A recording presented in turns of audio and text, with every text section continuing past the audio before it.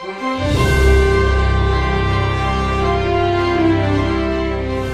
Up Nigeria visited the Correctional Centre for Junior Boys Yaba to encourage the boys to act with integrity and speak up against corrupt acts.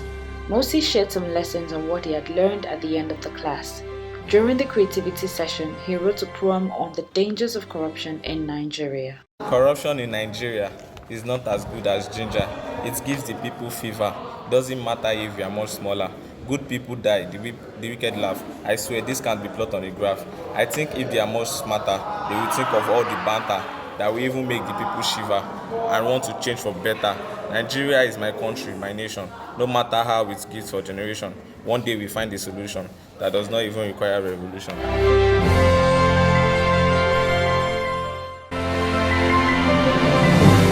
When Step Up Nigeria came to our facility, they inspired us on how to curb corruption in society and how corruption has also eaten deep into the community, into the country's welfare, and how also we can improve our society and our friends, how we can encourage them to also stop corruption in the country. I watched Alima's Vote and Emeka's Money, where I learned how some people came up to stand up against corruption in their various respective places. What he taught me about integrity, based on what he told me, I've changed because normally I like to give something for something, which I realized later on that it was not good, and I still. I can never forget this in my life because every time someone bullied me or anything did anything to me, I always report to him. Most people always report to him because Atazna is the biggest in this place. Moses is my role model. Step Up Nigeria, since when they have come, I get see me.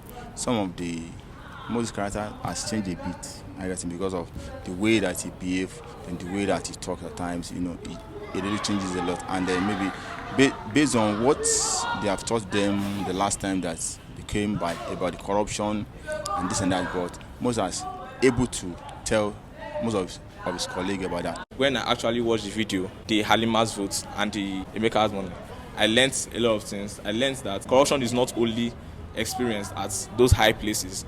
Corruption is also being experienced in our daily lives as we live our lives. I mean, from ordinary stealing of things, giving false accounts on things, are just basic things we can use to start corruption. And it's not necessarily being a leader of a country or a leader of a society that makes you corrupt when you steal money or you embezzle money. Corruption also happens in our normal daily life.